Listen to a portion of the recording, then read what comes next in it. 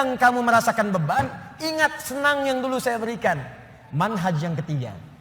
Kalau sedang merasakan kesulitan dalam masalah, kalau masalah ingin cepat diringankan oleh Allah, maka bandingkan masalah itu dengan solusi yang pernah dirasakan sebelumnya. Bandingkan persoalan yang sulit itu dengan kesenangan yang sudah dirasakan sebelumnya.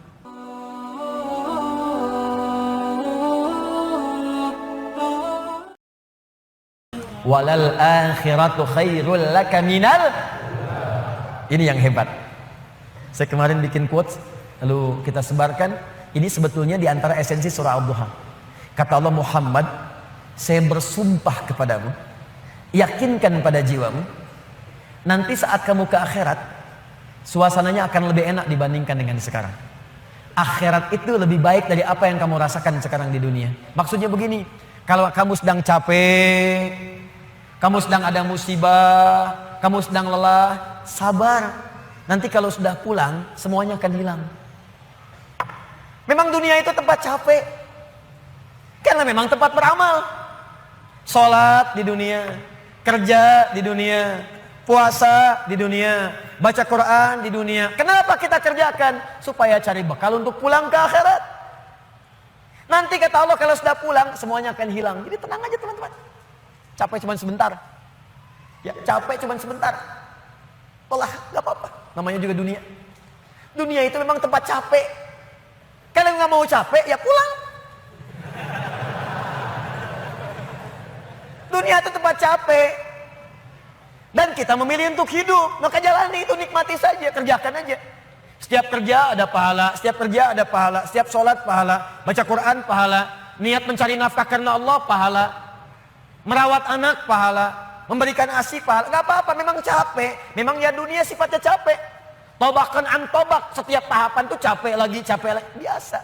Supaya dapat bekal. Bukankah orang kerja dapat gaji? Dan enak kan kalau gajian? Dan kalau sudah dapat gaji, lupa kan 29 hari ke belakang?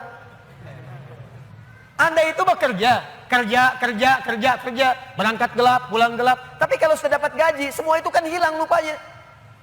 Pergi ke Lembang, ya, jalan sama keluarga. Ada yang ke Palembang, beli pempek. Ada yang ke Lembang, beli mak Lembang. Semuanya kayaknya hilang aja. Besoknya kerja lagi. Kata Allah, saya janjikan yang lebih dahsyat. Kamu sabar saat di dunia, karena dunia memang tempatnya capek. Kamu cari bekal aja. Nanti saat pulang ke akhirat, saya berikan yang lebih indah dan gak akan pernah ada capek lagi. Sholat, udah gak ada lagi. Jadi jangan pernah bercita-cita nanti di surga Firdaus saya tahajud lagi. Terlampau soleh. Udah gak ada. Baca Quran, gak ada lagi. Yang ada itu masuk surga dengan Qurannya. At-Tirmidzi, nomor hadis 2915. Dipakaikan di atasnya mahkota. Dipakaikan di badannya jubah kehormatan. Dipakaikan di tangannya gelang-gelang emas. Pakaiannya sutra. Quran surah ke-35 ayat ke-33. Jannatu adnin yadkhulunaha yuhallawna fiha min asawir, ya, min dhahabin wa lu'lu'a wa libasuhum fiha harir. Ahli Quran mau masuk ke surga pakai jubah, pakai mahkota, emas, sutra, semua naik. Apa yang terjadi? Dimintakan membaca Quran yang ia biasa bacakan saat di dunia. Jadi setiap dia baca, naik. Iqra wartaqi fa inna akhira qiraatika akhir manzilatika.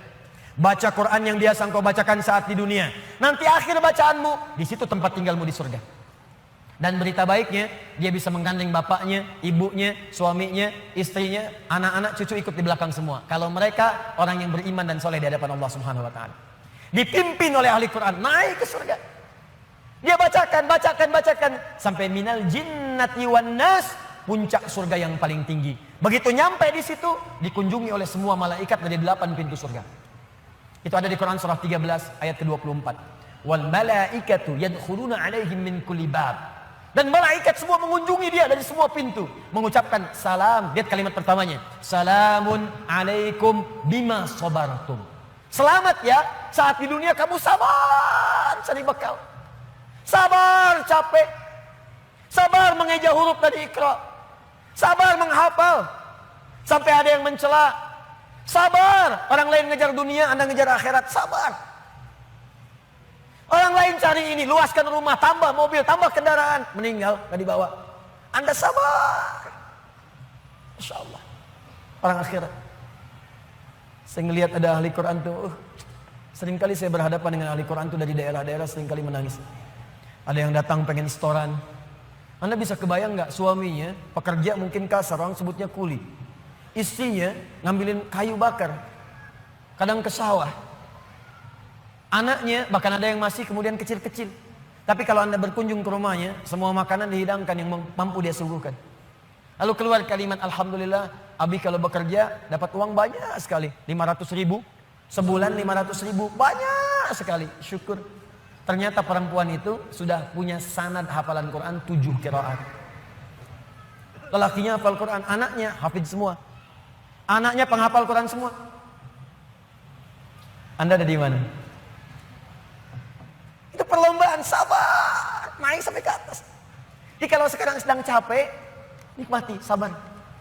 Besok kalau meninggal, nggak ada capek lagi. Dan panggilannya sudah tenang kita, karena kerja kita selesai.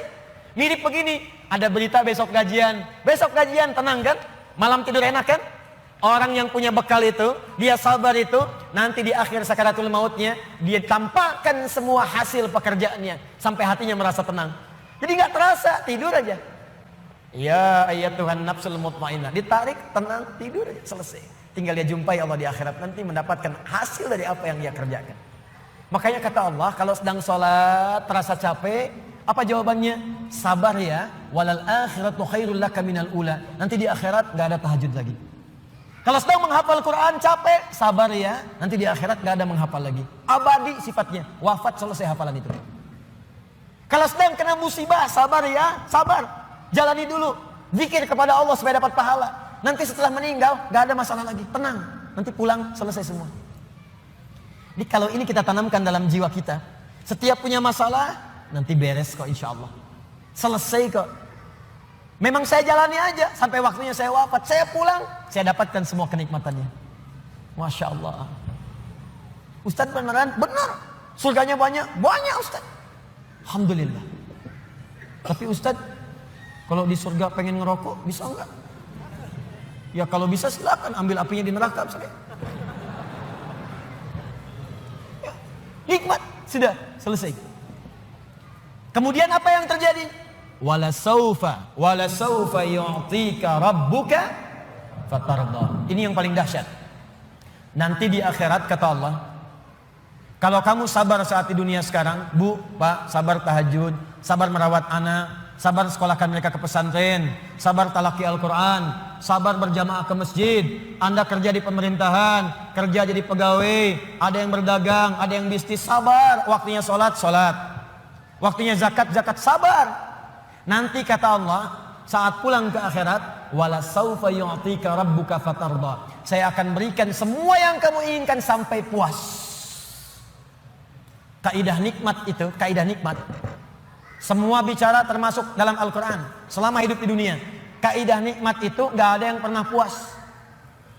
Saya ulang ya, nikmat itu gak ada yang pernah puas.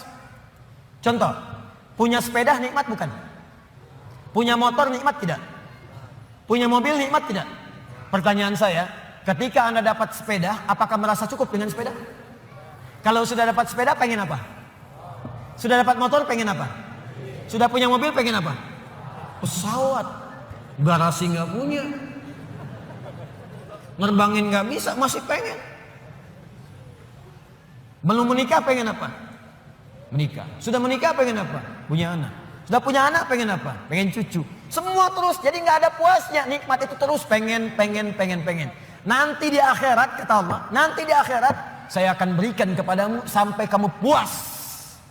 Sampai Anda mengatakan, ya Allah, cukup ya Allah, puas. Sekarang mah pengen terus, pengen. Nanti puas ya Allah, cukup puas. Ini semuanya nikmat. Sampai selesai semua.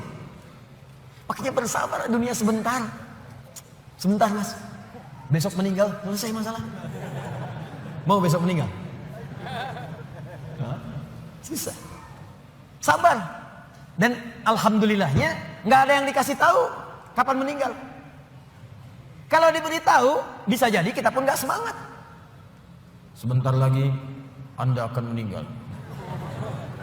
Jam 8:45 lewat, kemudian 45 detik. Waduh, kajian udah bubar, gak pulang, di masjid aja. Astagfirullah. Kenapa Pak? 2 menit lagi. Ini amalan gak terencana. Ini karena kita nggak tahu kapan wafat, kita bisa merencanakan. Malam ini tahajud insya Allah jam sekian. Saya mau istighfar jam sekian. Besok subuh di masjid A, zuhur di masjid B. Punya rencana. Dan ketika merencanakan, niat muncul. Dan itu niat ketika muncul, pahala dituliskan. Bukankah innamal a'malu binniyat? Innamal a'malu binniyat. Jadi ketika niatnya itu sampai, pahala dituliskan. Ini panitia ini nggak akan dihisab, nggak akan diberikan pahala berdasarkan mic-nya bunyi atau putus. Tapi udah ada niat nih, yang penting ada niatnya, ada pahalanya. Masalah bunyi putus perjuangan saya di sini. Jelas ya? Baik, wala saufa yu'tika rabbuka fatarda. Jadi gini maksudnya, kalau sedang capek, sedang lelah, apalagi kemudian beban itu datang dari orang-orang terdekat. Teman sekantor tiba-tiba misalnya nampak mengkhianati, ada mencela, ada macam-macam. Ingat Allah, maka Anda akan lapang. Ingat Allah, maka tidak akan ada beban. Dan ingat semua itu akan berakhir ketika kita wafat. Kalau itu ada dalam diri kita, maka demi Allah saya katakan, beban itu seberat apapun akan ringan. Ingat itu baik-baik. Wala saufa yu'tika rabbuka fatarda. Alam yajidka yatiman Muhammad, coba ingat-ingat. Kamu sekarang gak usah merasakan beban berat. Bukankah dulu pun aku buktikan kepadamu, saat engkau yatim, aku kirimkan orang-orang sekitaran untuk bisa memberikan perlindungan kepadamu. Lahir bapak tidak ada ibu. Ibu wafat usia 6 tahun, ada kakek.